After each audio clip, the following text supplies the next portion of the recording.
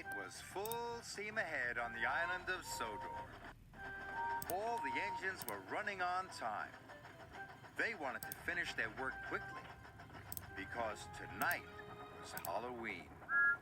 The engines loved seeing the children in their Halloween costumes. And the engines loved to hear tales of ghostly engines and scary steam trains. That evening, Sir Topham Hatt came to Tidmouth Sheds. "Thomas and Emily, you must go to the smelter's yard," he said. "An important delivery of iron must be collected right away."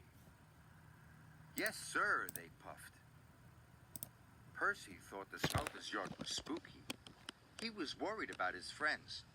"Look out for ghosts," he whistled nervously. "It is Halloween."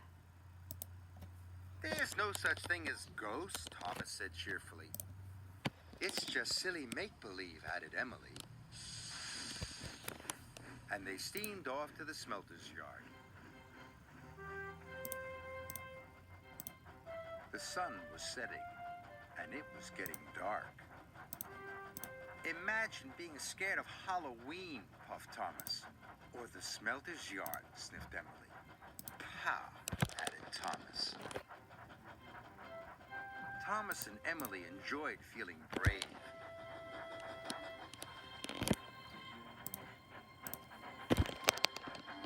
But when they got to the smelter's yard, it was very spooky. "Oh my," whispered Emily. "Oh dear," hissed Thomas. They puffed slowly through the piles of jagged steel and twisted scrap. The air grew hotter and the smoke grew thicker. Harry and Bert were lurking nearby. The two Diesels saw the chance to scare a couple of steamies. When Thomas and Emily rolled by, they moaned and groaned. It sounded spooky. "What was that?" snapped Emily. "You said there was no such thing as ghosts." "Silly make-believe, you said," gasped Thomas. Suddenly a freight car began to shudder and shake. "Cinders and ashes!" cried Thomas. "Help!" wailed Emily. "It's a ghost! Let's get away from here!" They didn't know Harry and Bert had been bumping the flatbed's buffers. The two naughty Diesels were having great fun. Thomas and Emily pulled up to the smelting shed. They gasped at the ghostly shadows and fizzing sparks. Their wheels felt as if they were frozen, but they had to go inside. "I hope the ghost hasn't gone in there," quaked Thomas. "Me too," quivered Emily. And they both rolled slowly into the smelting shed.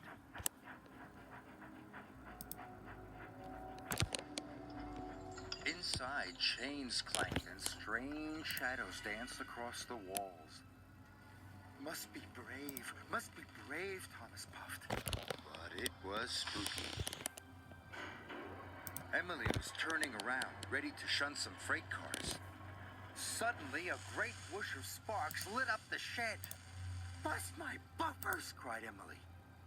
Emily was scared. She didn't notice the huge white tarp. It fell, covering her from funnel to footplate. "The ghost! It's got me!" She steamed away as fast as her pistons could pump.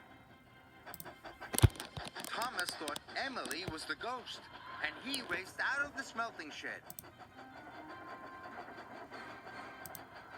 "The ghost is after me!" cried Thomas. Harry and Bert thought Emily was the ghost too, and they raced away. Thomas was right behind them, and Emily was right behind Thomas.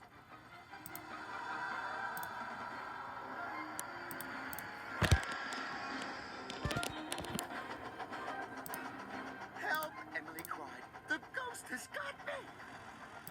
Harry, Bert, Thomas, and Emily raced towards Tidmouth Sheds. Tidman's sheds was quiet and peaceful. All the engines were fast asleep. Thomas's whistle soon woke them up. "It's Thomas!" cried Percy. "Something must be wrong." Suddenly, he saw Thomas, Harry, and Bert racing into the yards. "Stop!" he cried. Harry, Bert, and Thomas applied their brakes. They stopped just in time. "The ghost is after us," whistled Thomas. Percy was scared. But just then, Emily raced under a signal and the tarp flew off.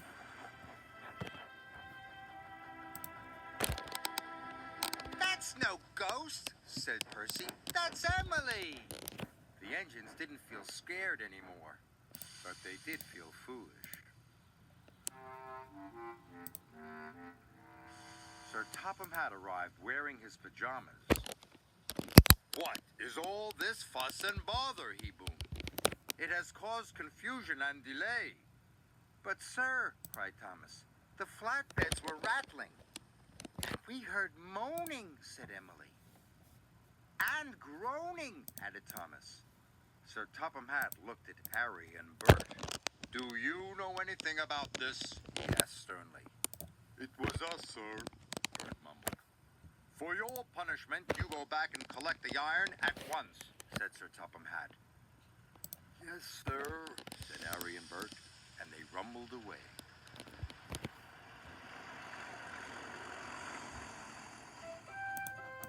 Whenever Thomas and Emily went back to the smelter's yard, they knew there was nothing to be scared of. After all, there is no such thing as ghosts. It was all silly make-believe.